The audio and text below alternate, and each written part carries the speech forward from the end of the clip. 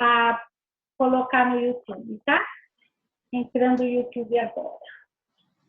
O YouTube tem um delay de alguns minutinhos, tá? Para entrar.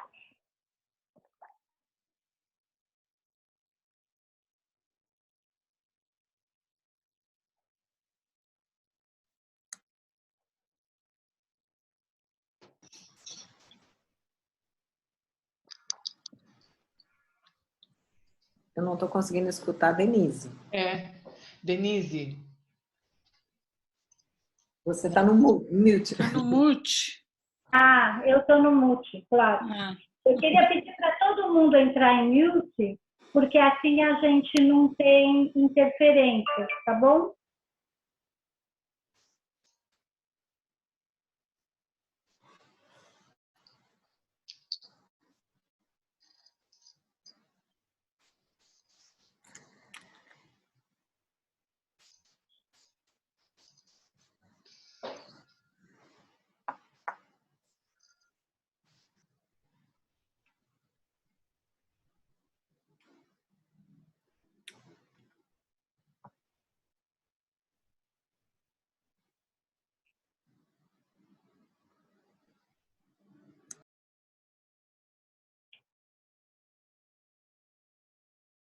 Muito bem. Li, eu queria que você se apresentasse. Eu acho que é um prazer poder estar fazendo essa conversa com vocês aqui. A Liane é uma amiga querida, que talvez muitos de vocês não conheçam, porque ela trabalha no bastidor, fazendo as coisas que importam por detrás das câmeras, né, Li? Então, eu queria que você se apresentasse. Bom, eu sou empreendedora social, sou fellow da Ashoka, mas comecei a minha carreira há muitos anos atrás. Eu tenho um instituto que tem 35 anos e chama Instituto Dialogue, e ao longo desses 35 anos, em torno do instituto, a gente foi tendo uma série de outras empresas com várias finalidades à medida que isso foi mudando. E o foco do Instituto, ele tem dois braços desde o início. Hoje está mais fácil de explicar. Ele tem um braço de think tank e tem um braço de advocacy.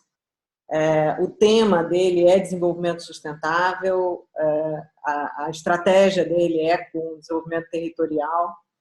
E desde 2012 a gente vem trabalhando com a parte de financiamento de desenvolvimento sustentável. Hoje a gente chega com essa proposta, quer dizer, estamos aí junto com um grupo no Brasil que está liderando a proposta de financiamento convergente, que decorre dessa trajetória, que é isso que eu queria compartilhar, trocar com vocês e aprender também, porque tem muita coisa aqui que é muito nova. Então, vai ser bem importante você contar para a gente o que quer dizer esse financiamento convergente ou, como se diz em inglês, blended finance, né? Mas ela é muito modesta, viu? Ela é uma das pessoas mais importantes neste mundo dos financiamentos, das coisas que ela fez. Depois vocês façam um Google aí nela e no Instituto, as coisas que ela fez são muito relevantes, né? Dá uma definição para a gente do que é financiamento convergente e do que é o Blended Finance. Olha, o Blended Finance é exatamente o que o nome diz, assim. É uma maneira muito... É uma engenharia financeira. Então, para quem não sabe, eu cursei, enfim, me formei em engenharia, então é um racional que para mim é muito, muito tranquilo. Então, ele é uma engenharia financeira onde ele traz recurso público, traz recurso privado para enfrentar as necessidades do desenvolvimento sustentável. Ele nasceu assim. Ele vem se desenvolvendo desde 2012, quando se chegou à noção de que estava muito limitado o recurso público. A noção não, foi quando realmente se fez todas as projeções e era uma nova fase de planejamento global junto com a ONU. Não sei se todo mundo acompanha, mas acredito que sim. estava acabando a fase dos objetivos do milênio e estava começando a discussão do que seria o próximo ciclo, que é o atual ODS, os Objetivos de Desenvolvimento Sustentável. Então, quando estava nesse ínterim, começou-se a dimensionar o tamanho do problema e a mensurar. Então, surgiu aí essa necessidade de enfrentar essa ausência ou deficiência de recurso público para poder dar conta do desenvolvimento. E aí vem uma outra... Desenvolvimento, você está falando de algum país específico, você está falando do mundo, isso é uma coisa que já acontece em alguns lugares do mundo, aonde começou primeiro, como é que é essa coisa do que não é só dinheiro de governo, certo? É blend nesse sentido, que tem dinheiro público e tem dinheiro privado. O que é interessante é que o dinheiro privado, muitas vezes, vai para o público como doação, mas não é disso que a gente está falando aqui, né? A gente também está falando desse recurso, porque, na realidade, a primeira conclusão que se chegou é não tem recurso suficiente. Então, vamos pegar uma base de número para a gente. A ONU estima que seja necessário 4,5 trilhões de dólares ano até 2030 para a gente dar conta da agenda dos ODS no mundo todo, um nível que a gente chama universal. Bom, basicamente o quê?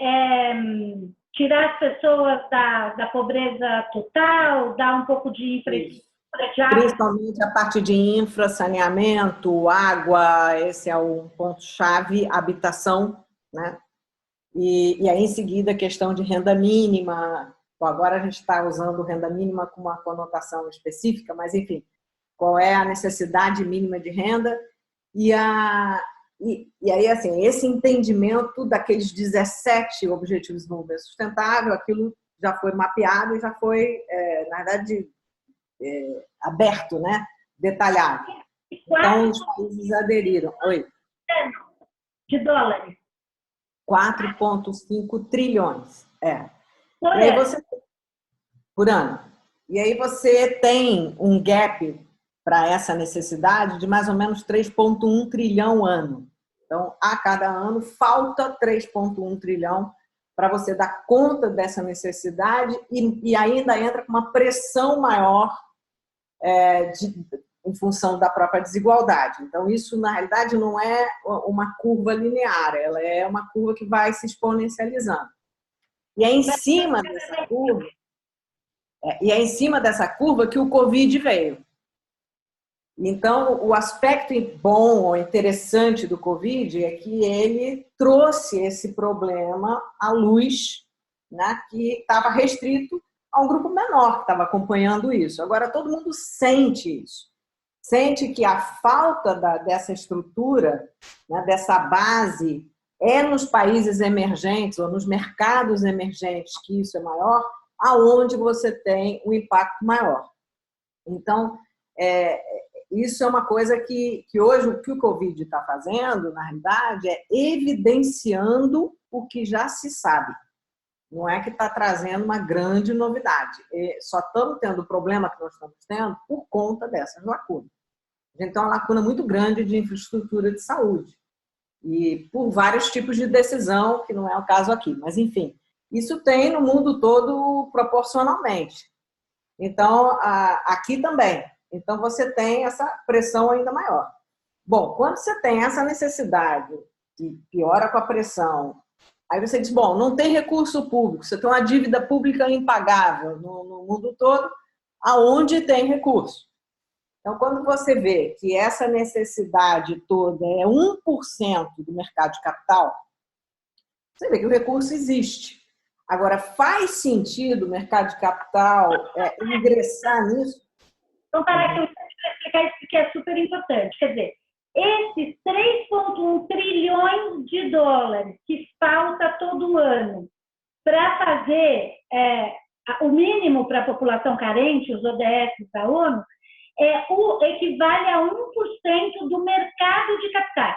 Ou seja, de todas as empresas que estão na Bolsa listadas e tal, que é chamado mercado de capitais, esse 3,1 é 1%. Então, se a gente tirasse 1%, só lembrando que só nessa semana de Covid a Bolsa caiu mais de 20%. Então, se a gente tirasse 1%, Esses 20% daria para 20 anos com o full dinheiro que precisa para fazer tudo no mundo. Olha a noção de grandeza, né? Então, e você tem, na verdade você tem também, aí eu vou até pedir que você ajude a traduzir melhor, mas enfim, você tem aquela famosa liquidez empossada. Então, quer dizer, você tem nos investimentos todos, né, uma quantidade muito grande dos investimentos que estão a juros negativos. Né? Você tem um percentual aí recorrente, que são os investimentos de longo prazo, que tem que ser feitos, e todo mundo sabe que está que é a juros negativos, onde se estima que 15 trilhões, né, hoje estão a juros negativos. Então, isso quer dizer o seguinte, traduzindo, nós temos 15 trilhões de dinheiro no mercado de capitais, ou seja, dinheiro de todo mundo, das pessoas, das empresas que estão colocadas no mercado de capitais, que não recebe juros por ano, porque estão investidos em países, ou em fundos, ou em coisas que não estão pagando juros. Só lembrando, o juro no Brasil hoje é 3 e pouco por cento ao ano. E tem países onde isso é negativo. Então, 15 trilhões de dólares estão investidos para não ganhar nada de juros. Ou perder. Né? Ele recupera 90%, né, do que ele investiu. Então, quando você olha isso, você vê que é uma questão de um rearranjo. A questão desse rearranjo é como é que eu consigo fazer o trigger, né? Aquele disparador, aonde está o ponto crítico que dispara esse fluxo de capital. Então, a primeira coisa que tem que entender é como é que o mercado de capital olha isso. Então, quando ele olha para os investimentos de desenvolvimento, ele olha risco. E ele olha um risco que ele não vê muita condição que o retorno suporte. E aí tem os componentes de risco normal de todo investimento, mas tem alguns riscos que a gente chama externos à capacidade do investidor de gerir, que é o que mais complica na questão de investimento em desenvolvimento. Então tem o famoso risco político institucional. Então, vamos pegar um exemplo. Eleição, quer dizer, troca de governo. Eu tenho governo federal, eu tenho governo municipal, a cada 2 anos eu tenho eleição, isso não é muito diferente em outros países. E aí eu tenho a troca de governo, eu tenho uma descontinuidade política. Quando eu faço investimento em infraestrutura, eu estou fazendo um investimento necessariamente em parceria, em algum tipo de arranjo com o poder público. Então, isso fica num nível de fragilidade muito grande, por outras questões também. É onde o risco do Brasil é muito alto.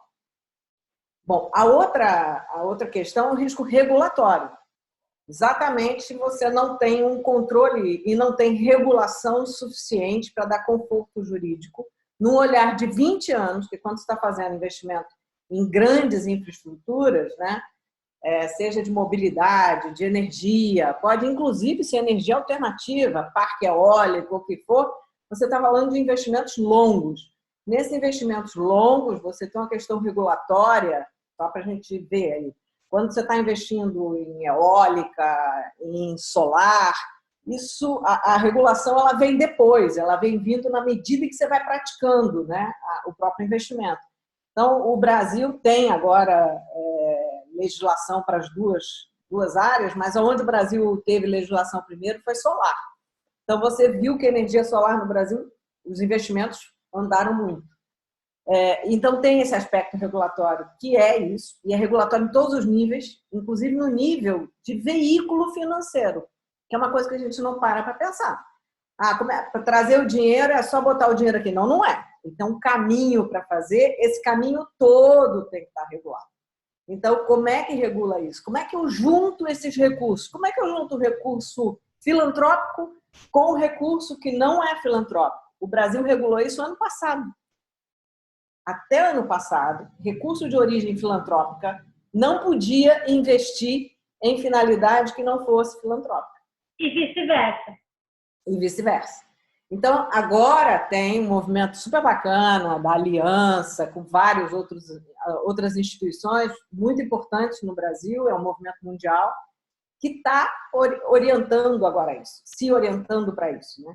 Bom, além do risco regulatório, tem uma outra coisa que a gente acha que é fácil, mas não é. A gente investe muito em inovação. Houve um investimento imenso em inovação nos últimos anos, acho que a gente chegou a conversar sobre isso, né, Denise?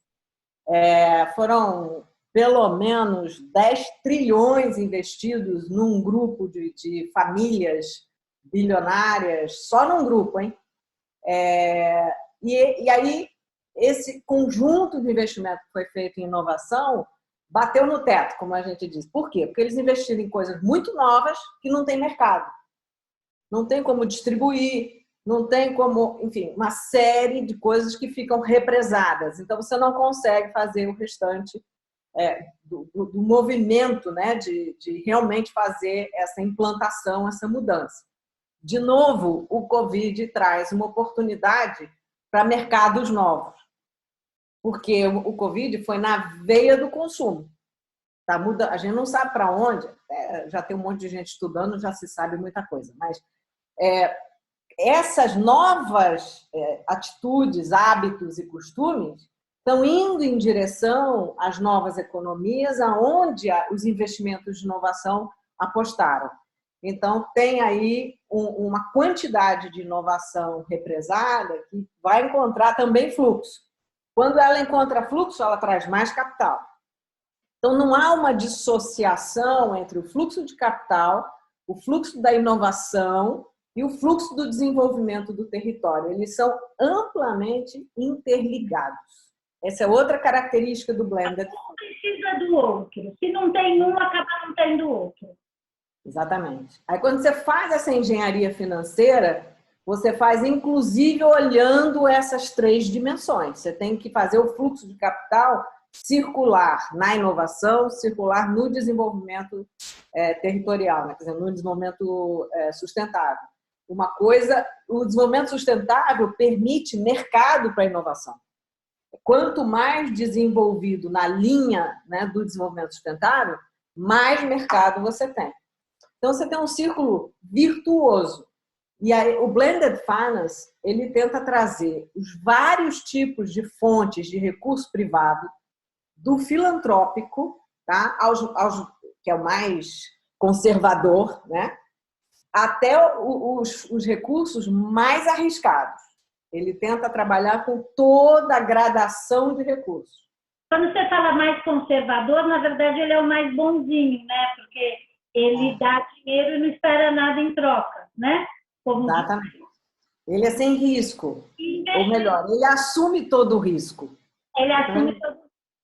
Então, ele é zero conservador. Ele é É verdade. Conservador. É aquele que está investindo a juro negativo. Aquele é conservador. Ele fala, eu prefiro botar meu dinheiro a juro zero e não receber nada em troca, mas eu tenho certeza que a hora que eu quiser o meu dinheiro, ele está aqui. O filantrópico diz, eu dou todo o meu dinheiro e não quero nada em troca, a chance dele perder todo o dinheiro, no sentido de não recuperar esse dinheiro, é 100%. Só que o filantrópico olha isso como se fosse uma doação. E o investidor olha isso esperando um retorno. Exatamente. Aí criou-se uma figura muito legal, Denise, que é uma figura nascida do racional da convergência, do Blended Finance, que é o seguinte, você tem que investir, eu que sou capital de muito risco, eu tenho que investir e eu tenho que, na realidade, eu tenho um custo para esse investimento, que é mitigar, minimizar, gerir os riscos.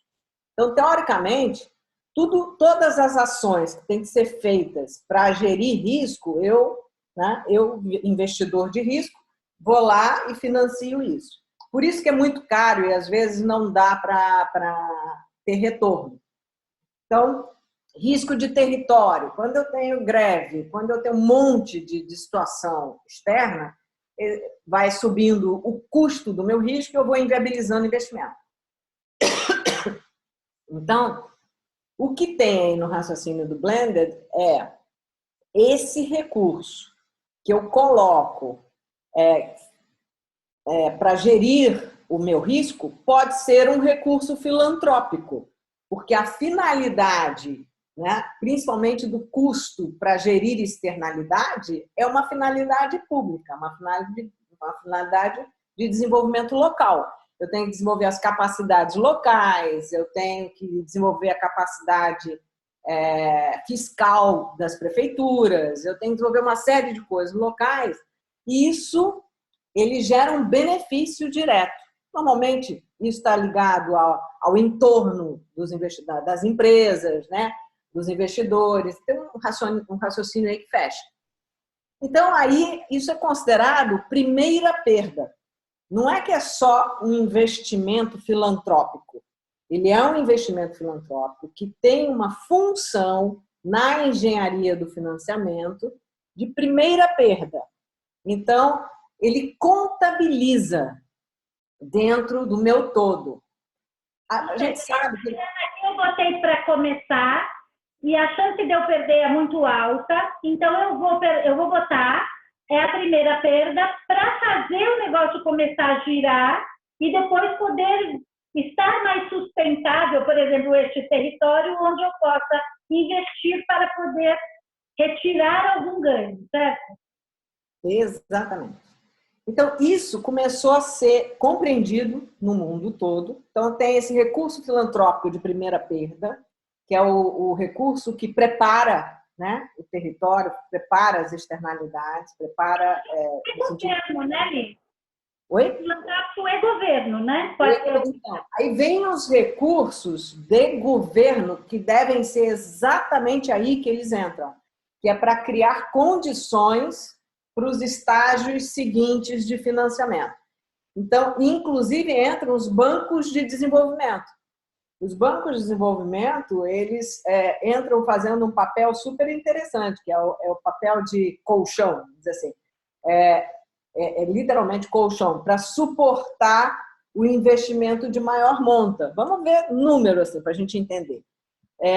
Eu tenho aí ordem de milhões para se fazer essa primeira fase do first loss, fazer a gestão de risco. Aí, quando entram os bancos de desenvolvimento, eles já entram com ordem de centena de milhão de dólares. Eles entram para fazer as condições, né, para eu alavancar os bilhões. Então, eles entram fazendo garantias, tem formas de fazer com eles, é aí que eles estão agora se dirigindo. Entro fazendo os colaterais, que funcionam bem, quer dizer, que são fundos e mecanismos que me permitem colateralmente, né, diminuir o risco. É quase como se fosse uma garantia. Só que ele tem finalidade de rentabilidade também. Então, vamos dar um exemplo prático, porque eu acho que tem aqui várias pessoas que eu estou vendo que são de fundos e do mundo financeiro e gente que está longe deste mundo. Vamos dar. Eu sei que você tem alguns números, por exemplo, de São Paulo. Você é carioca, mas aqui a gente tem muita gente de São Paulo.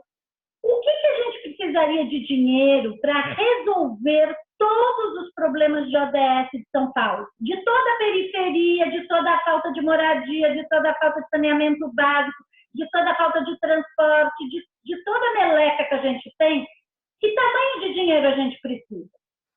Então, aí você fez uma pergunta boa, porque esse é o nosso primeiro desafio na parceria com a ONU ATAD, porque São Paulo ainda não tem esse número. Ele tem, na realidade, ele definiu todos os objetivos de desenvolvimento sustentável, o Estado, que a gente está falando, né, em município, mas ele ainda não mensurou a necessidade financeira para isso. Mas, de qualquer forma... Você tem algum número, algum bolsão? Algum número? Então, o que a gente se dedicou no caso de São Paulo? Vamos lá. Primeira coisa, para você fazer convergência de vários financiamentos, você precisa olhar aonde você tem maior facilidade para fazer essa convergência. Então, primeira coisa, facilidade para convergir investimento privado. Então, aonde estão os investimentos privados, aonde isso está se organizando, na variedade, na diversidade dele. O que é mais importante é a gente experimentar a diversidade dele. Bom, então São Paulo é muito evidente, e aí a gente foi, por conta dessa possibilidade, Zona Leste, ela é extremamente dinâmica e extremamente interessante. A outra condição que você tem que olhar para fazer um bom blend é exatamente o outro lado. Quer dizer, para ter um bom blend financeiro, eu tenho que ter um bom blend de projetos. Eu tenho que exatamente saber qual é a melhor combinação de projetos e priorização dos projetos que se tornem viáveis de financiamento. Alguns vão primeiro, outros depois. Então, é o que a gente chama de bancarizáveis. Os projetos que conseguem chegar a nível de financiamento, a nível de investimento. Então, essa análise, né, ela é feita também dentro do racional do Blended. Ele tem que garantir que você tenha, e cada vez mais é isso, em inglês projetos agregados, em português projetos integrados. Então, como é que você faz essa integração? No exemplo do que você estudou de São Paulo, o que é esse dinheiro e quanto tempo levaria em projetos, em fases, para a gente resolver todos os problemas? O que a gente olhou? A gente olhou muito para enfrentar Covid. Enfrentar Covid em 3 fases. Olha que linda! Essa é a sobrinha. Então, o Covid, a gente tem que olhar que são 3 ondas. E aí, como a moça do Japão estava comentando, não são ondas lineares, ou seja, passa e vai embora. Não, elas vão e voltam, né? São ondas que recorrem. Então, você tem a onda da crise, da resposta à crise. Você tem a onda de, ok, vem outra onda, então eu tenho que ter a onda da resiliência. Como é que eu crio as condições para eu sobreviver à segunda, à terceira onda, seja igual ou não ao Covid, seja ondas que vão dar o mesmo efeito. E a terceira, que é como é que eu regenero a economia e tal, e já começo a tentar buscar aceleração da crise para gerar uma aceleração de desenvolvimento para a linha que se quer, mudando o que tem que ser mudado. Bom, na hora que você olha isso, a gente olhou o território da Zona Leste, ele tem o seguinte, tem uma coisa interessante, São Paulo tem uma média de DH bem superior à média do Brasil, mas mesmo assim você tem áreas de bolsões. Então, na Zona Leste é onde você tem 9 ou 10 das regiões com menor IDH de São Paulo, que está aí em torno de 0,7,5, 7,6, alguma coisa assim. Bom, mas mesmo com um número alto, relativamente alto, a média do Brasil é 0,69 de infraestrutura, você tem ali um bolsão muito presente de infra.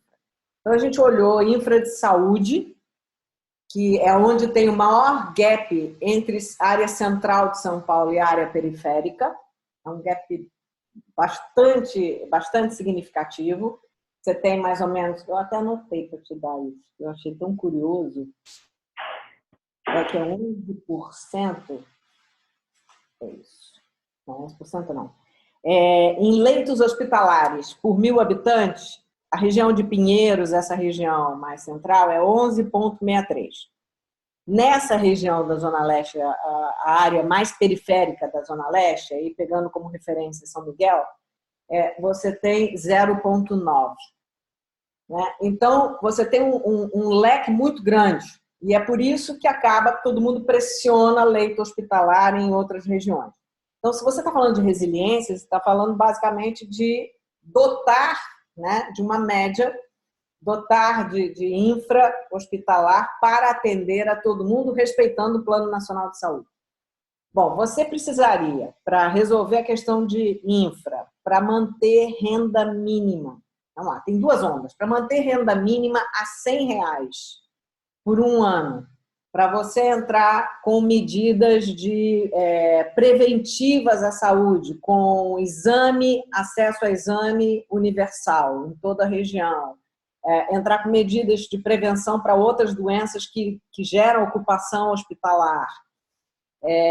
Enfim, um pacote de medidas, um pacote minimérrimo de ajuda de renda direta e um pacote de manutenção de emprego, enfim, financiamento de micro e pequena empresa para uma região de 25 mil pessoas, né, 25 mil público-alvo atingido, você está falando de 70 milhões. Tá? Agora, Isso, estamos falando de um período de um ano. Agora, para você pegar a Zona Leste e dotar de uma infra mínima, saneamento, água, e a parte hospitalar e uma parte pequena de mobilidade, a gente está falando entre 5 a 7 bilhões para uma intervenção de 3 a 4 anos. Então, porque a gente 7 bilhões de reais. De reais, não é nem dólar, viu? Tá bom ali. Para 4 a 5 anos. Isso. Uhum. Então, Isso seria uma dotação para vir uma parte de governo, uma parte de doação, mas uma parte importante depois de fundos que queiram investir nessa região, está recebendo o lucro desse investimento. Esse é o blended, certo? Então, é importante, uma coisa que é importante no blended, e na hora de fazer convergência, é que todas as naturezas de recurso têm sentido. E se você não tem recurso que visa retorno junto, você não cria um mecanismo financeiro que se autossustente. A filantropia não tem fôlego. O recurso público não tem fôlego. O que faz a roda girar é o recurso que visa retorno. Agora, mudar o mindset para que o entendimento do que é retorno também incorpore impacto, que é uma curva que tem vindo, né? Mas incorpore que gerar esse impacto no desenvolvimento, né? Ele é tão válido, de valoração, né? Tão valorado quanto o retorno financeiro. Esse é um desafio que a gente tem. Então, agora, no fundo, bota dinheiro, você vai receber X% ao ano, mas vamos fazer o IDH dessa região subir de tanto para tanto em X anos. Então, uma parte é financeira e uma parte é... E você estava me contando que você gosta muito de fazer os projetos que têm um recorte de território, porque aí dá para medir, ou seja, você gosta de fazer uma intervenção em tudo que precisa dentro de um território. Porque se você não faz tudo isso concentrado num território, fica muito difícil medir de onde você saiu e para onde você chegou, né? Você consegue fazer. O Blended, ele trabalha algumas visões. Ele trabalha a visão territorial, agora até já tem metodologia específica para fazer Blended territorial, tem um racional, é um tipo de engenharia financeira. E tem o que também é importante, que é o olhar setorial, é o olhar temático. Então, você pode fazer um blended para você estimular toda uma cadeia, todo um setor. Isso é importante, por exemplo, se fizesse um blended para questão de infraestrutura de saúde no Brasil inteiro, também é válido. Às vezes é mais difícil de você conseguir gerar valor nesse investimento. Então, o fato de você mexer com mais de um tipo de projeto, mais de um tipo de empreendimento, é exatamente para você ganhar mais naquele que é mais rentável e conseguir botar no pacote que está integrado, está agregado, por exemplo, aquele que é o pato feio. A gente tem um pato feio no mundo, não é só no Brasil não, que é saneamento. Ele é pato feio, não porque ele trata, o objeto com que ele trata, mas é que ele não se sustenta. Né? A gente tem aí uma discussão enorme dentro disso, no mundo inteiro. A tendência na Europa agora é devolver as empresas que têm de água, que também operam saneamento, estão devolvendo para o governo. Tem razão, tem uma razão de ser isso. Então, isso é um pacote muito crítico. Agora, as novas soluções, as inovações para saneamento podem ser os grandes viabilizadores do saneamento. E pode ser que agora a gente tenha muito mais oportunidade com isso. Então, na hora que faz esse pacote, você compensa. Você entra com aquelas infras que são super rentáveis, com algumas outras um pouco menos rentáveis. O cuidado que tem que ter aí a turma do capital, mercado de capital conhece melhor, e melhor do que eu até, é você não, ao fazer o pacote agregado, não misturar os riscos. Esse é o cuidado. Essa é uma discussão muito presente agora. Então, que todos os bancos agora começam a tentar entender o que significa esse pacote agregado de projetos, a gente chama de blended pipeline, e como é que você minimiza os riscos do próprio blend, né? Aí, risco financeiro. Então, o resumo até agora é o seguinte: os problemas de mínimo básico para as pessoas viverem do Brasil e do mundo não vão ser resolvidos pelos governos. Esse número não vai fechar nunca. Não vai ser resolvido por dinheiro, não vai ser resolvido por dinheiro filantrópico. Se as empresas não entrarem, a gente não vai chegar a ter o mínimo de dignidade de vida para todo mundo.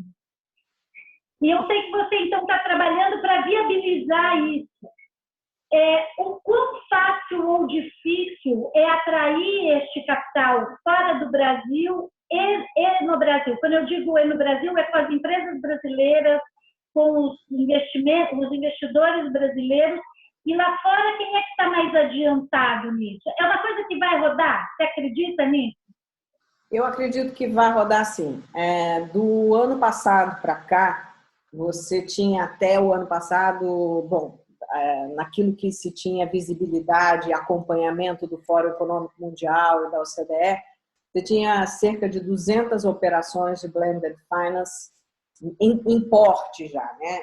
Então, não as micro operações de 10 milhões, não, operações de 100 milhões de dólares para cima. Então, essas operações, eram 200 operações. De lá para cá, o que mudou?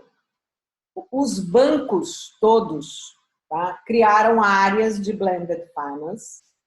Não que está todo mundo sabendo o que fazer, não, é um momento muito interessante, está todo mundo aprendendo em conjunto e começaram a nascer os labs de blended finance, os think tanks de blended finance, o próprio Banco Interamericano, no lab deles, que era o antigo FOMIM, criou também um lab de blended finance e tem vários.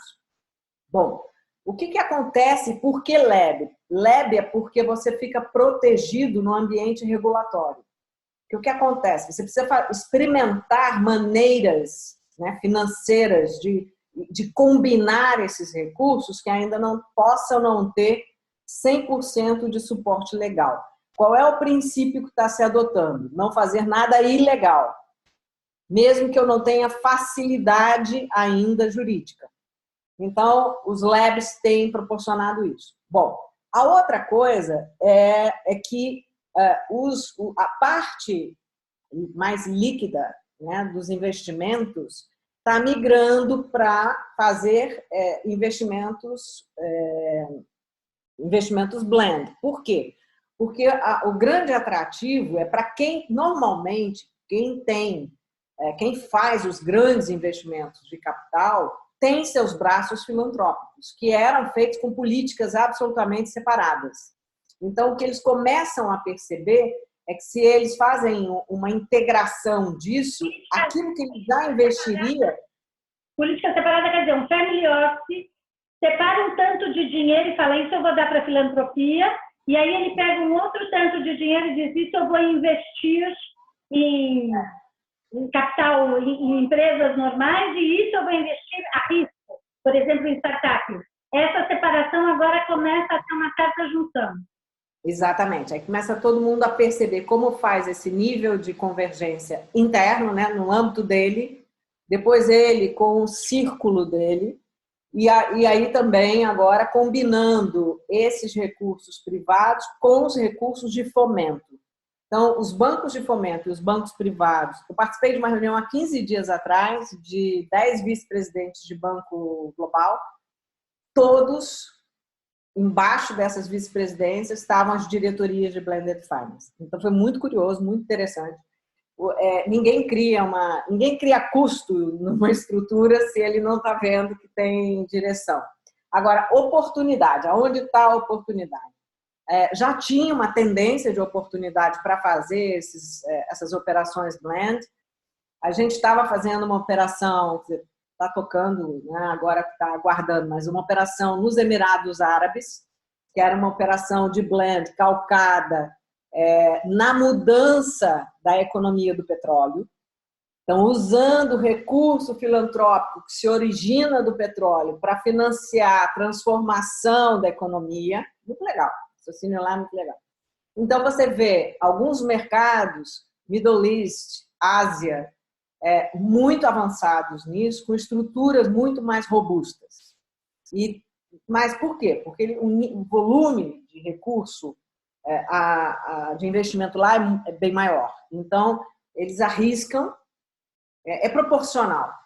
Agora, o Brasil, naturalmente, eu não diria que é conservador, mas o Brasil ele gosta de construir as soluções aqui, próprias, com as nossas características, que faz sentido, e gosta de ter a sua própria curva de aprendizagem. Esse é um ponto que a gente olhando, você tem algumas referências grandes para Blender, na Europa, alguns lugares, a Inglaterra. Então, quando você olha, você vê que eles trocam muito, aqui você troca um pouco menos. A outra coisa é que lá eles já estavam numa outra curva do investimento em inovação, que aqui estava um pouco atrás. O Brasil é bastante inovador, mas em termos de investimento e inovação a gente estava mais atrás. Agora, o que eu vejo com a questão do Covid? O Covid faz uma coisa muito interessante para o investimento privado. É um investimento que ficou mais amedrontado, aí a turma do capital pode confirmar, que ficou mais, parou para olhar, opa, para onde vai, deixa eu olhar, né? Então, por isso que aumenta a liquidez e tudo mais. E, por outro lado, se criou naturalmente, né, uma resposta de responsabilidade solidária que está fazendo com que a iniciativa privada, o investidor privado, invista filantropicamente cada vez mais. Ele começou mais tímido. Eu acho que tem duas explicações, né, Li? Primeiro a bolsa caiu loucamente no mundo inteiro. Então, mesmo as famílias e as empresas que têm muito dinheiro investido, quando o negócio vai para baixo 20%, 30%, todo mundo puxa o freio e diz, agora eu não vou botar nada em lugar nenhum porque eu preciso ficar líquido, que eu não sei se a bolsa vai despencar igual a 1929. E a outra coisa é que está todo mundo muito conservador com investimento, porque as empresas estão todas paradas no mundo inteiro, né? Então tá tudo em lockdown. Então, né, nesse momento que eu não sei o que está acontecendo, qual é a única coisa que os grandes empresas e investidores têm que fazer? É botar dinheiro para que a economia não zere. O governo está botando dinheiro para girar um pouco e tem que vir capital também, como está vindo, de doação. O Brasil, que nem é um país que tem a mentalidade de doação, vindo doações importantes das empresas para o negócio não fechar e não bloquear de vez, né? Então, é uma necessidade também do mundo financeiro, esse aporte filantrópico, que é o que se sabe fazer, e os aportes de governo, né? Então, aí gerou uma oportunidade para começar a plantar o Racional Blend. Quer dizer, excelente que estamos no momento de filantropia. Agora, tudo depende da forma como eu invisto a minha filantropia. Eu posso investir a minha filantropia dispersa, né? Que é assim, o filantrópico é em cima daquilo que a minha empatia toca. Então, aquilo que eu consigo, né, me mobilizar. Mas eu posso ter um olhar de, a minha filantropia está resolvendo um problema de curto prazo, mas simultaneamente está alavancando a solução de um problema de médio e longo prazo. Então, quando começam a entender isso é entendido no desenho, na hora que você desenha o blend, você diz, bota aqui mesmo, não estou querendo que você bote diferente. Bota na filantropia, mas já bota engatilhada. Porque aí você está investindo aqui no ano 2019, mas em 2020 estão entrando outros recursos que foram alavancados com este recurso de 2019, que podem ser seus ou não. Então, esse encadeamento eu diria que é outra grande vantagem do Blended Finance. Quando você está montando a operação, você já vai conversando com as fontes que encadeiam. Em seguida, a filantropia, que nunca é em conjunto, até os timings de captação são diferentes, você tem que entrar com os recursos de fomento. Então, você entra com os recursos de fomento. Paralelamente, você está entrando com os recursos públicos, que também são os de menor monta, localizados, depois os federais, que são os investimentos públicos que realmente alavancam infra. Aí você vai fazendo esta combinação, sem que isto custe. Oi? O governo brasileiro entende isso? Então, está acontecendo uma coisa muito interessante, sabe, Denise? Todos os ministérios críticos, então, quem seriam? Ministério da Economia, a Casa Civil, Ministério, o Relações Exteriores vem junto, Ministério do Desenvolvimento Regional, MCTIC, criaram um comitê de Blended Finance, não é legal? Muito legal. Essa é a grande novidade. Então, o que acontece? Por que chegaram nisso? Chegaram nisso por conta do que está aí escancarado. Não tem como brotar recurso público. A gente tem aí 253 bilhões de dólares já separado pelo governo federal, que ele consumiu 23% até o dia 20 de abril, e ele projetou que bate 100% até julho. E 253 bilhões não é nada. Agora, o que é pior? O que é pior é que a falta a pressão da falta de arrecadação gera um buraco na conta, né, de 3% ao mês, em torno de 100 bi mês. Quer ver? A projeção de São Paulo para um lockdown que está previsto, tá? O lockdown que está previsto para São Paulo vai até fim de julho. Só para a gente saber. A gente está falando aqui, não sei se eu fico em casa, se eu não fico em casa, vai ficar até final de julho. Essa informação, a Carioca dando informação para nós paulistas que vão... O lockdown, em abril, o déficit de São Paulo, a perda de São Paulo, né? A perda de São Paulo é 78 bi, a projeção. Maio, 95 bi. Junho, 105 bi. Julho, 115 bi. Este é o buraco que São Paulo vai acordar dia 1º de agosto. Com mais todos os buracos na saúde, nas doenças, tudo, todos os buracos. Então a gente... Só São Paulo. Agora, São Paulo todo mundo sabe disso, o motor da história. Então, por isso que olhar São Paulo é fundamental, porque aí a gente entende a dinâmica do país. O que tem aí? Não é para a gente ficar, não tem como ficar discutindo se é saúde, se é economia, a gente está falando de vida lato sensu.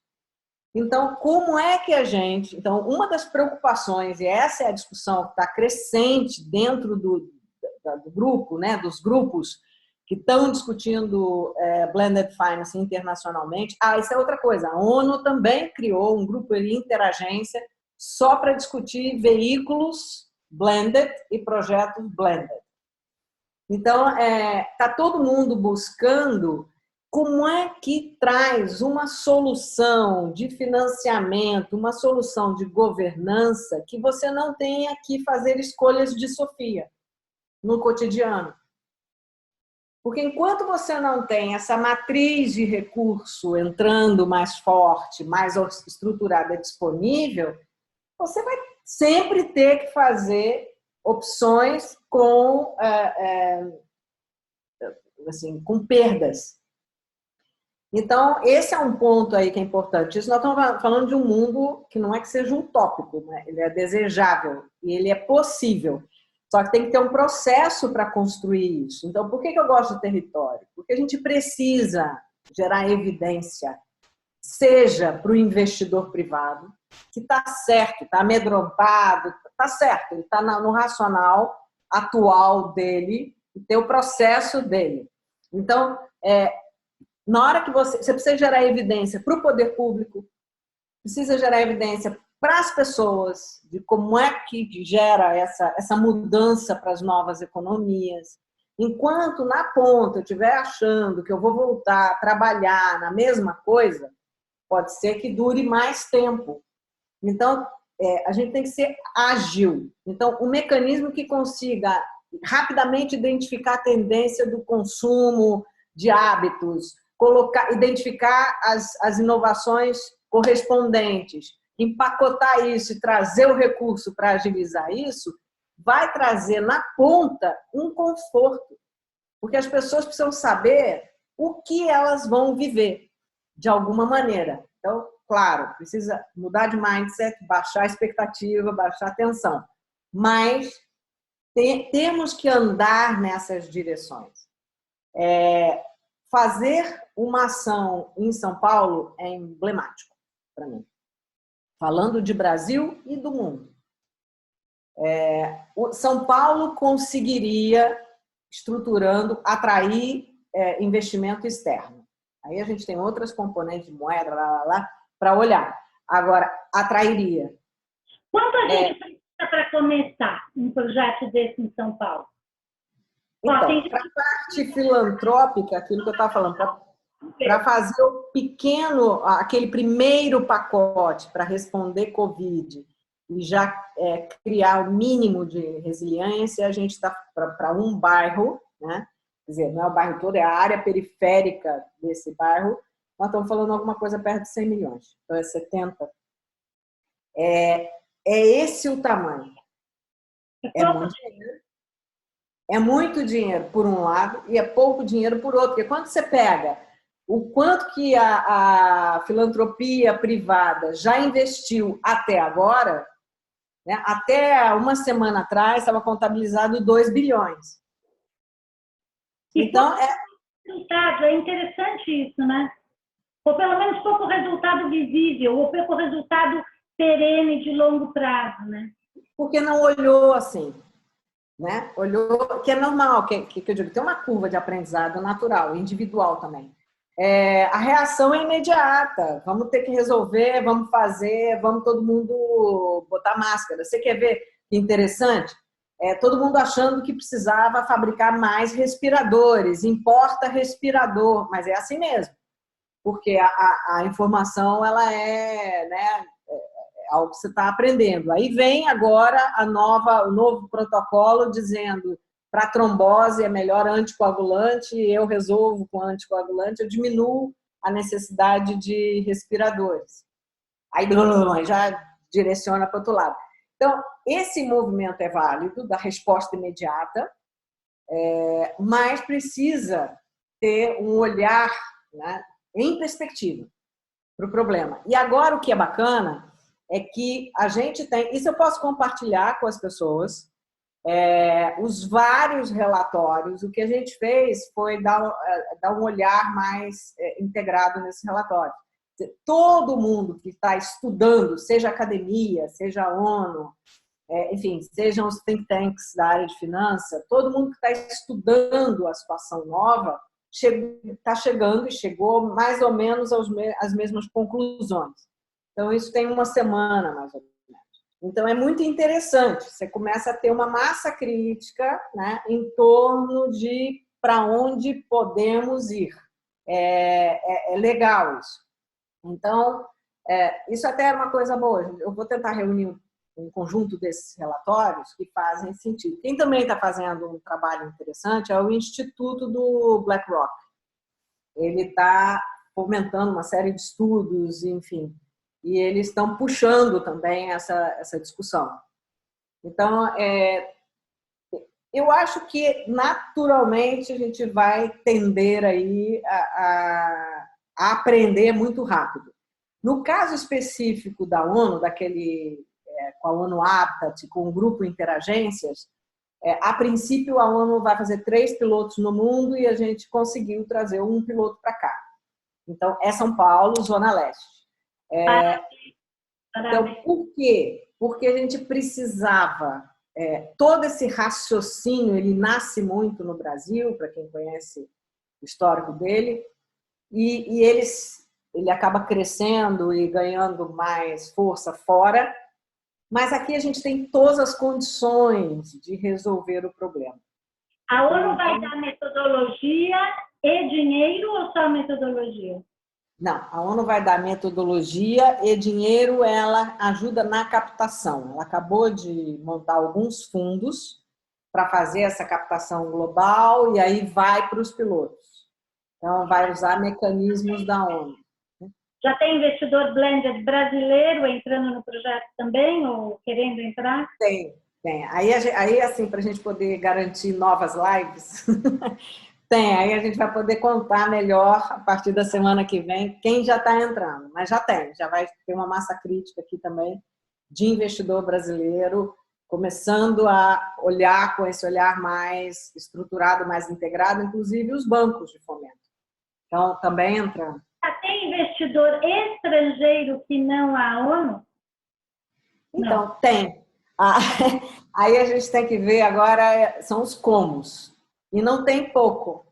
Eles querem estar junto dos pilotos e tem investidor dos Emirados Árabes, que já tinha uma articulação com o governo de São Paulo, e tem investidor europeu.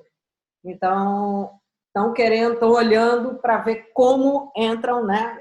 Como serão os veículos para eles poderem entrar. Entenderem, viu, gente? Isso é trabalho da Eliane. Ela vai pelo mundo, conversando com todo mundo que tem muita grana, trilhões, fazendo com que o Brasil entre na fita, né? Entre no mindset, porque muitas vezes nos lugares onde você chega, o Brasil está fora completamente do plano deles de botar dinheiro aqui, né, Li? E isso é interessante, porque agora há pouco tempo mesmo com o Covid, os grupos estão cada vez mais investindo nas suas regiões de origem, mas eles estão interessados nos modelos. E aí tem muito a ver com a perspectiva, né, do trabalho que a ONU está fazendo, mobilizando as pessoas para fazerem ações e pilotos nos mercados emergentes. E aí eles passaram a incluir Brasil e América Latina. Então, esse é... Porque, inclusive, tem grande impacto o Covid. Você estava me contando que um dos maiores impactos no mundo vai ser Brasil e América Latina, né? O Brasil, em termos econômicos, sofre todas as consequências de um lockdown geral, né? Aí todo mundo aí conhece, a gente é bastante, não dependente, mas enfim, é uma economia importantíssima nossa de commodities e o lockdown tem uma implicação enorme nisso, né? E acaba todo mundo, inclusive tem uma linha de investimento pós-Covid que é a segurança alimentar, no sentido de você conseguir prover a alimentação, né, dentro do seu próprio território e tal. Isso é uma linha interessante. Sobre África e Índia, o impacto vai ser muito grande? Acho que essa é a pergunta do senhor. Na Índia, principalmente. A África também vai ser, está começando a curva da África agora, mas a África são bolsões, né? A maior preocupação do mundo é a Índia. A Índia tem um nível de aglomeração muito, muito superior, de densidade muito superior a do mundo inteiro. Agora, a Índia tem, por outro lado, um nível de investimento organizado, privado, muito interessante. Então, tem um capítulo hoje de atenção de quem está buscando essas soluções só para a Índia, separado. E a gente sabe que a questão do Covid é que ela gera recorrência, né? A tendência, por mais que a gente volte a circular nas ruas e vai voltar a circular, enfim, a gente vai ter que conviver com períodos de lockdown, né? Que é isso, pico, daqui a pouco vem outro pico, e vamos ter que conviver com lockdown de fluxo entre países. A Carolina, que está na live, estava contando para a gente no início, ela está no Japão, que o Japão abriu e agora fechou de novo. Então, complexo, né? Eu queria dizer para vocês que, se quiserem fazer perguntas, pode fazer perguntas, não tem problema nenhum. Pode ir colocando as perguntas aqui. E também queria comentar de que fiquei muito feliz que a Liane tem conversado comigo, porque uma das coisas que outros países querem a nossa ajuda para fazer cópias, vamos dizer assim, né? Hackear coisas que a gente está fazendo aqui, tem a ver com os movimentos femininos. Mulheres do Brasil, mulheres de finanças, que é uma coisa que eu estou muito envolvida e estou vendo várias pessoas de mulheres do Brasil aqui também. E gente de finanças com mulheres também. Então, é interessante a gente ver que outros lugares do mundo enxergam a gente como adiantado nesse assunto. E a gente está criando aí uns projetos para poder levar essa experiência para outros lugares. Para quem não conhece Mulheres do Brasil, sugiro depois, uma outra hora, a gente pode fazer conversa sobre isso, mas é uma ONG bem interessante. Tem uma pergunta. Oi? Posso ler primeiro a pergunta da Andréia? Aí depois fala a Lúcia. Queria saber a sua opinião, Eliane, sobre o Brasil. Aqui nós sabemos que é um sério problema de gestão pública, educação, saneamento, etc. Você acredita que podem ter caminhos de blended finance, ainda que tenhamos essa situação caótica na gestão pública? Há esperança? Primeiro, respondendo assim no tom, né? Há esperança. O problema da gestão pública é realmente sério, e quando você traz um financiamento, enfim, você traz uma atuação privada, você tenha segurança jurídica, você consegue imprimir aí alongar esses prazos por uma grande parte das incertitudes, aí agora eu perdi em português. Enfim, que você não tem essas garantias todas, essas certezas todas, tem muito a ver com o prazo. Agora, aquilo que eu estava explicando, quer dizer, saneamento, que é algo que sangra a gente, né? A gente passa ano, entra ano e não consegue resolver. Tem formas de trabalhar isso. Duas coisas muito importantes serem trazidas, e o Brasil tem isso bem mapeado, bem desenvolvido, que é a parte de inovação e saneamento. Então, as formas novas, né, mais distribuídas de saneamento são muito mais viáveis de serem implementadas. E a gente tem todas as tecnologias aqui. A outra coisa...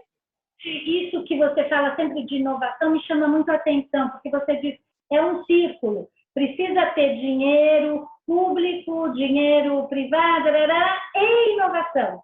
Se não tiver inovação, fica muito difícil girar essa roda.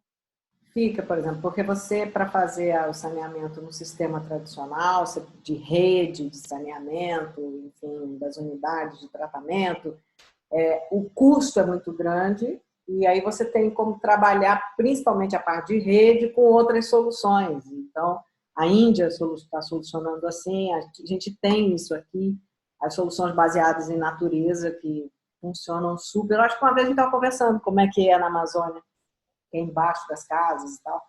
Então, o Brasil tem essas tecnologias, aí é uma questão de você realmente entrar com mais força na solução. Agora, a questão política aqui é uma questão grave.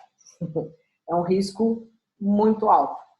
Então, temos que olhar como é que faz aí junto com o Blended Finance, como é que a gente também faz governanças blended, com base em tecnologias e tal. Essa pode ser uma conversa boa também, Denise, só sobre governança. Mesmo com esse risco todo, você pode ter uma maneira de governança que baixe o risco do investidor, né? Tem. Essa foi uma conversa dessa semana com o Banco Interamericano muito boa, muito boa. A gente estava falando de governança blockchain, ligada às operações financeiras, muito legal. Essa podia ser uma segunda conversa nossa, né? De como fazer governança para baixar risco. Tem uma pergunta aqui da Diana que pergunta: a Zona Leste foi escolhida porque é a mais populosa da cidade? Ela foi escolhida porque ela tem, na densidade dela, ela tem uma dinâmica de bolsão de pobreza com áreas que dão alavancagem. É uma coisa que a gente tem que pensar, que tem que ter fluxo. Não adianta só você ter uma área periférica intramuros e fazer investimento ali dentro. Essa área, ela naturalmente conversa, porque da mesma maneira que numa área de mais média renda, mais qualificada, você tem naturalmente uma migração das pessoas para lá buscando aquela qualidade de vida, é a mesma coisa na área periférica. Se você só trabalha num bolsão, você gera uma depressão em volta que vai migrar para ali, né? E aí estraga tudo. Então, você tem que considerar o fluxo no sentido dos dois lados. E quando transborda e como é que o que é gerado ali de ativo, ele conversa com outros ativos. E aí se potencializa. Então, a Zona Leste tem uma dinâmica interessantíssima econômica. Tem como, com muito menos investimento, dá para você gerar uma impulsão econômica, que neste momento é a centralidade da recuperação, porque é isso que vai gerar a curva. Nem sempre, quando você faz um movimento para desenvolvimento, você coloca tão no eixo a economia. Hoje em dia, você não tem como não colocar. Então, enfim, ali é uma região com várias características. Oi? Lúcia queria fazer uma pergunta? Não, Liane, primeiro, obrigada aí de compartilhar essa tua vivência, experiência e esse engajamento que você está tendo. Eu tenho várias perguntas, mas eu vou tentar simplificar. Vamos imaginar aí que você tenha 5 investidores e 5 filântropos interessados em promover a água e coleta de esgoto numa favela em São Paulo, né? Imagino eu que isso teria que ser feito através da Sabesp. Você não vai abrir uma nova empresa de saneamento no estado, você tem a Sabesp, né? A Sabesp hoje ela se financia de basicamente 3 formas, né? Tem o equity dela, né? Uma parte importante é do Estado, ela capta através de bancos internacionais e locais, mas tem uma dívida internacional importante, e ela emite debêntures, né? Então, na estrutura de capital dela, é isso que tem, né? Nesse teu contexto, o conceito de blended finance, vamos dizer que a gente tem 5 filântropos interessados em endereçar o problema de saneamento num lugar e 5 investidores. Como é que fica? Você faz um carve-out, você cria uma special company, coloca os filântropos numa cota júnior, coloca os investidores numa cota sênior, contrata a Sabesp para prestar serviço, a Sabesp é acionista. Let's get to how do you get this done, entendeu? Porque, assim... Agora ela vai falar coisas que a gente não vai entender nada, presta atenção. Não, entendeu? Sim, vamos lá. Peguei um exemplo simples, né? Você tem a Sabesp, que é uma boa prestadora de serviço, tem o Estado, né? Diria que é uma parte até do serviço do Estado de São Paulo menos mal, né? Como dito pelo Estado. Quer dizer, não peguei outros, né? Como é que seria? 2 minutes aí, como é que seria? Então, eu vou te dar um exemplo de como foi feito no Rio, mas não é blended, é uma solução específica para água e esgoto.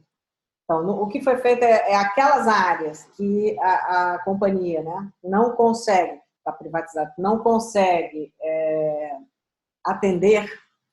Então, aqui teve as 2 soluções, quer dizer, você tem realmente algumas empresas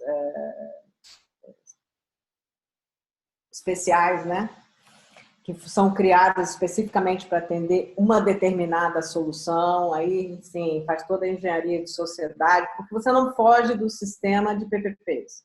Então, esse é um ponto que é chave. Por isso até que na parceria com a ONU Habitat entra as áreas de consultoria de PPP, que são feitas ou com consultorias locais tradicionais, enfim, de McKinsey, isso e aquilo, ou da própria ONU. Mas as soluções têm que ser dentro da lei daqui.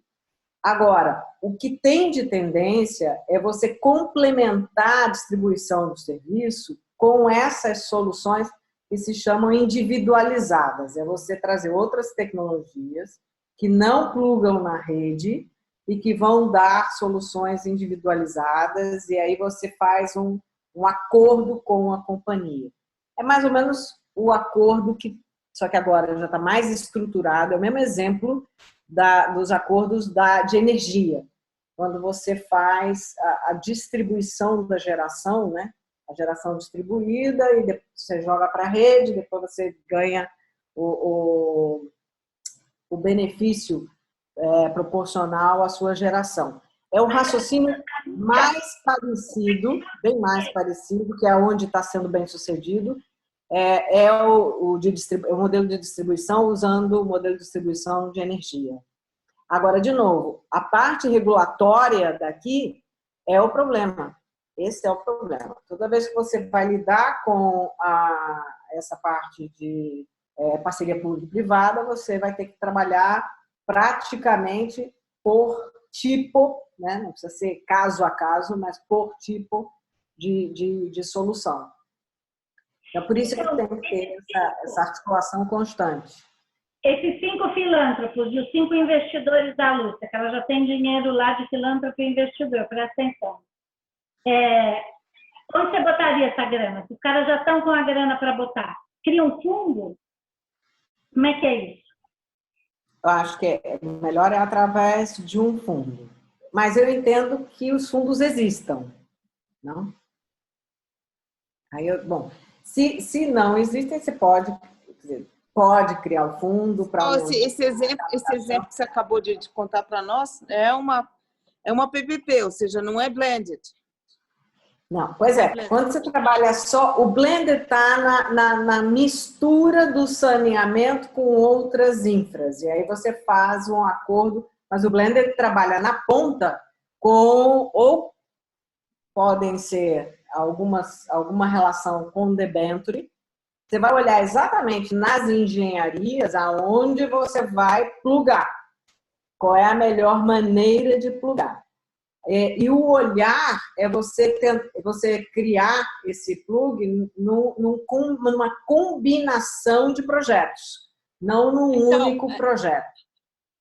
Então, assim, a outra pergunta, que é assim, não é melhor, em vez de ser tão ambicioso e tentar blend, entendeu? Juntar,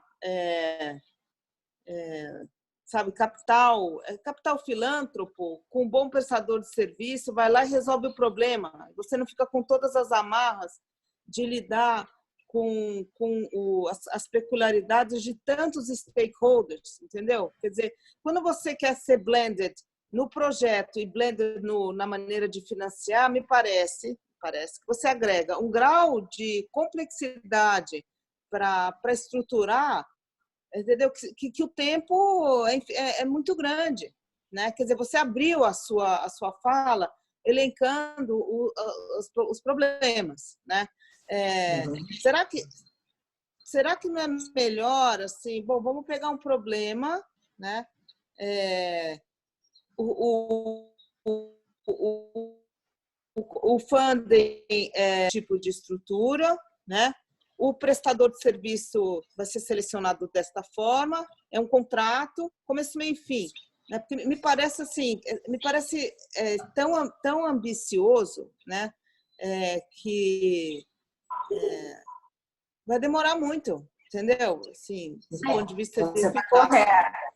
Eu vou dizer aí a Liane pode, na minha resposta simples, seria: essa é a maneira com que a gente enxerga hoje, mas ela não é sustentável em período curto.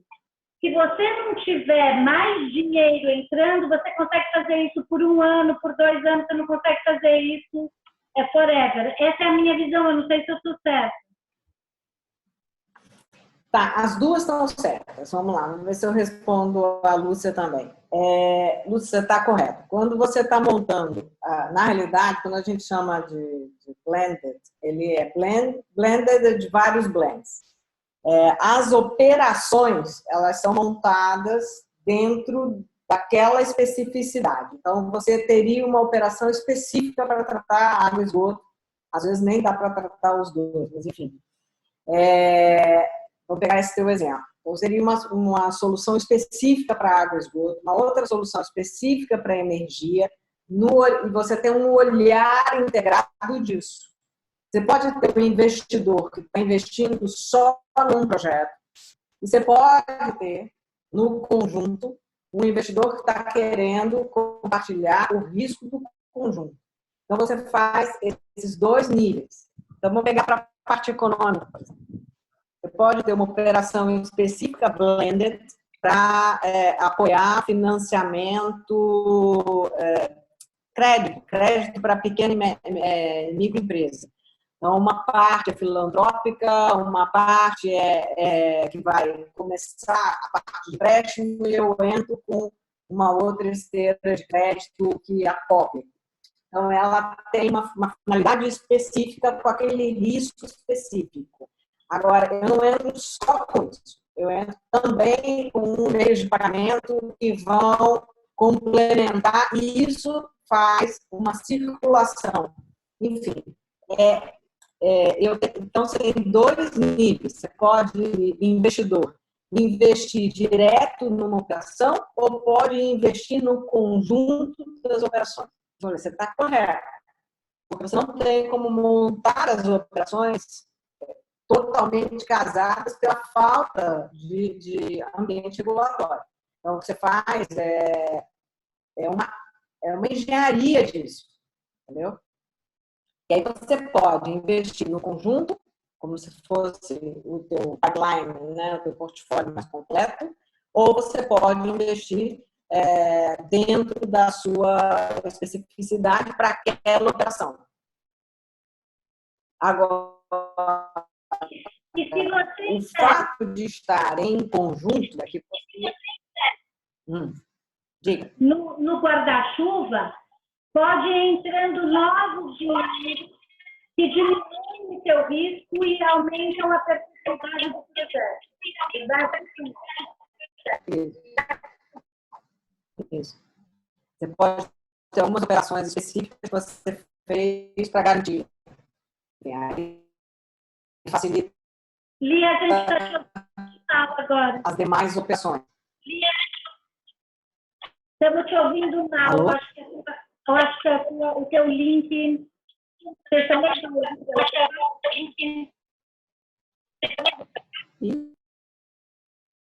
Estou te ouvindo meio cortada. Vamos de novo.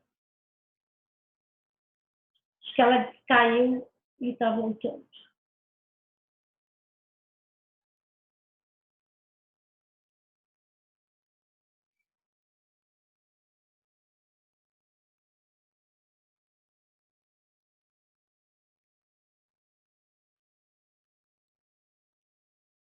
Então, tem a pergunta aqui da Isabela, se o blended pode ter efeitos mais imediatos se as áreas de investimento fossem complementares às atribuições core do governo. É que a ideia, Isabela, é o seguinte, o blended existe para usar uma parte de dinheiro do governo na primeira fase e usar partes de dinheiro privado nos anos seguintes. Então, ele já propõe esse mix. Essa é a ideia.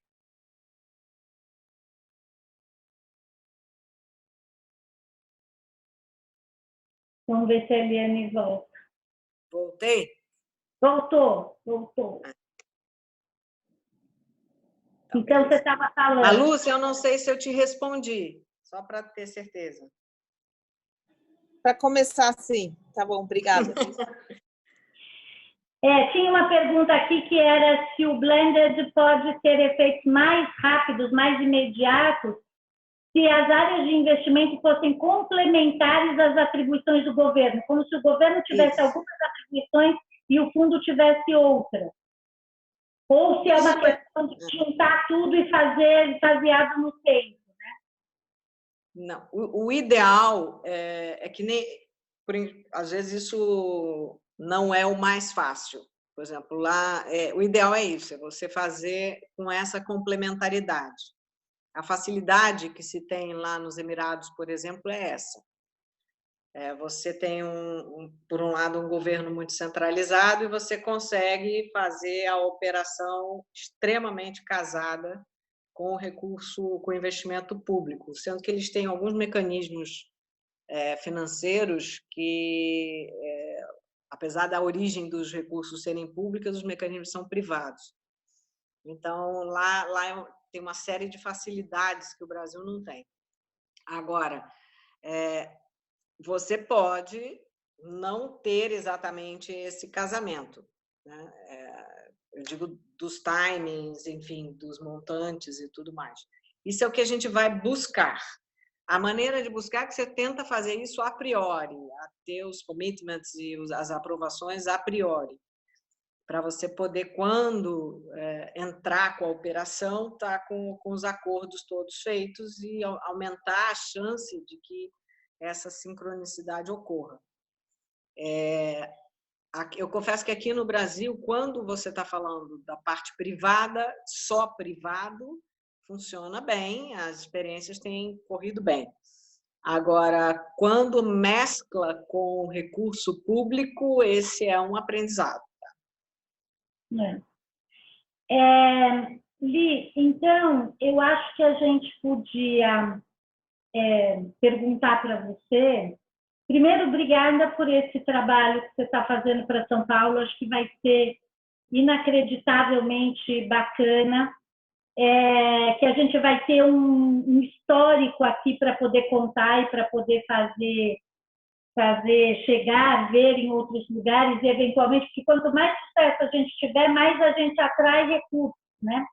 Uhum. E a pergunta que fica para você é assim: se você podia fazer um resumo do que a gente pode ajudar, nós que estamos aqui interessados no assunto, no meio do feriado, né? Conversando sobre isso. Totalmente. A gente está falando que hoje é meu aniversário, muito obrigada. Mas aí ia perguntar isso, se a gente canta parabéns, né?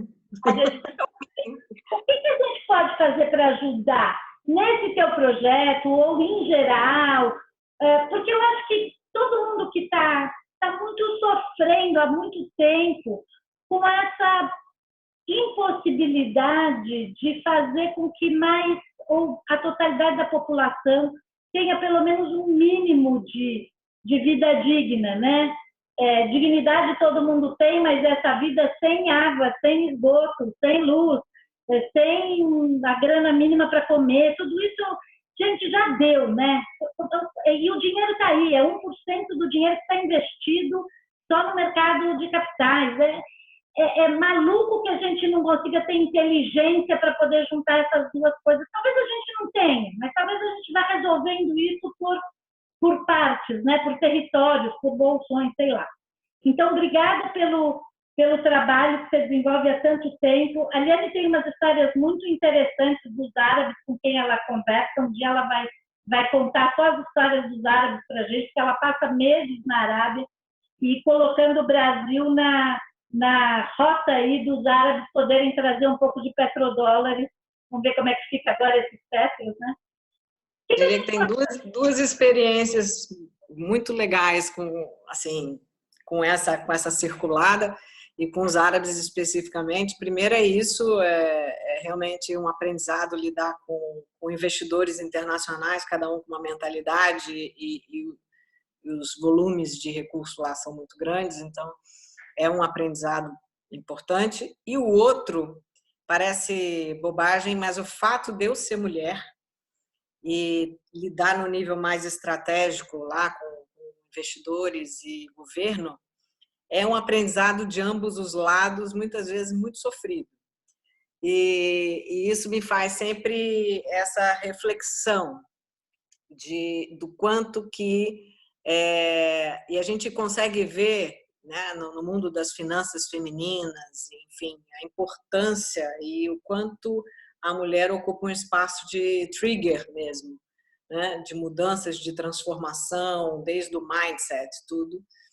Então, acho que tem aí um aprendizado muito, muito interessante. Eu consegui uma posição de muito respeito lá, mas é sofrido, né, Denise? Denise conhece os detalhes. Da cor de cabelo, porque ela usa uma cor de cabelo mais avermelhado e o povo começou a dizer que ela não podia ir nas reuniões com aquela cor de cabelo, imagina. Pois é, ficou escuro, assim, ficou escuro. Agora, Não deu, estava mais alourado, não dá. Bom, mas eu acho que tem algumas coisas eu acho bem interessantes. Eu não vejo o blended finance ou blended governance, como agora é a tendência de também estar se falando, como sendo a solução. Eu acho que é uma solução estruturante. Então, ela merece ser melhor compreendida, ter mais evidência, ela compor um quadro aí junto aos investimentos. Então, eu vejo o seguinte, tem um caminho que é conhecer isso melhor, participar desses ambientes, né, de experiência disso, experiência concreta e agora, especificamente para o desafio do Covid. Então, acho que tem aí pelo menos isso eu posso fazer com tranquilidade, um convite para vocês se aproximarem dessa experiência de São Paulo, junto com os atores, ONU, e a gente está nessa vivência, né, vendo na prática como é que se constroem essas soluções, viu, Lúcia? E que a gente consiga aproveitar, enfim, partir dos conhecimentos e das experiências bem-sucedidas que a gente já tem e como é que a gente trabalha aí para avançar, né, nessa engenharia. Esse é um caminho.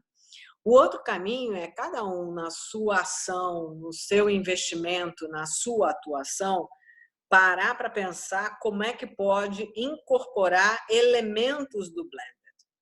Principalmente esse elemento filantrópico e não filantrópico.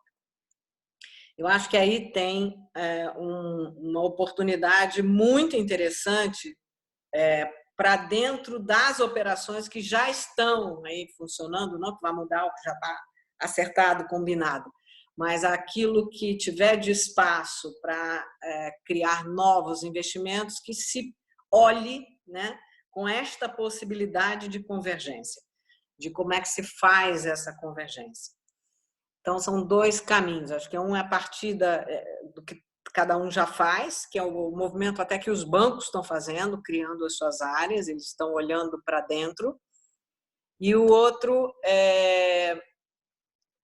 caminho tem aí uma oportunidade em São Paulo, ficar próximo, olhar, eu gostaria só de olhar, só de estar completamente aberto isso. Isso é para ser um ambiente, ele tem uma responsabilidade com a resposta ao Covid, então é super interessante que a gente possa ter aí uma massa crítica de vivência e de pessoas, instituições que possam também trocar, compartilhar com essa vivência. Uma terceira coisa que eu queria provocar são as mulheres do grupo. Eu me sinto muito provocada para a gente pensar no que seria, ou como seria, ou quanto um blended poderia suportar, apoiar, alavancar, dinamizar a questão da mulher e olhar a partir do Covid mesmo, que a gente sabe que, principalmente nas áreas de periferia e tudo mais, é crítico e relevante o papel da mulher. Então, na geração de renda, nessa retenção de renda, enfim, nos negócios, acho que podia ser algo que a gente somasse muito, contribuísse muito para o mundo, se a gente conseguisse ter uma solução, não diria nem um modelo, mas uma solução porque é algo que é absolutamente transversal e similar no mundo inteiro. Então, se alguém se entusiasmar, Aí eu me coloco aí à disposição para a gente pensar esse desafio aí juntos e ver como é que a gente vai organizando essa história. Tem muita gente de Mulheres do Brasil aqui. Eu acho que isso e Mulheres do Brasil é uma coisa que casa muito. É um bom desafio, né?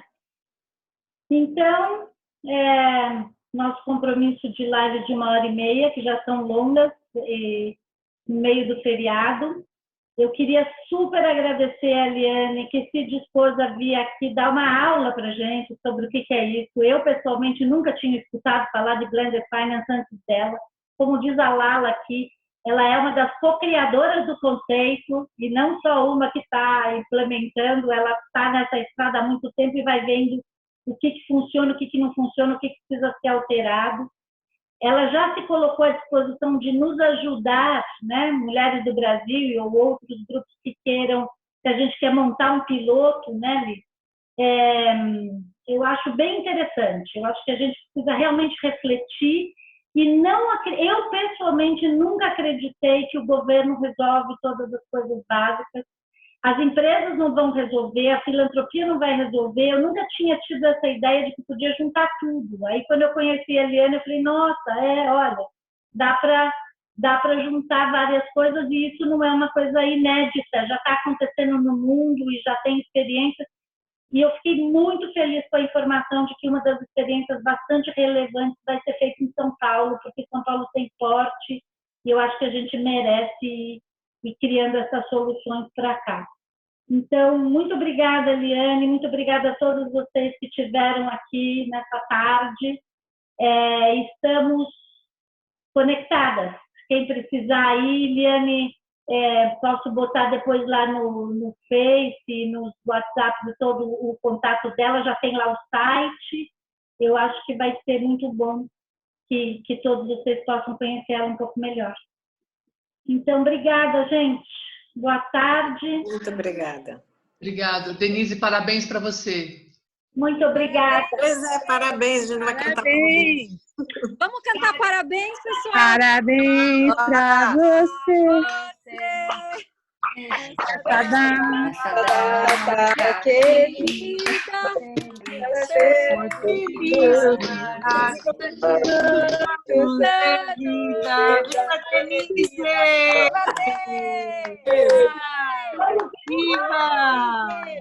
De bom.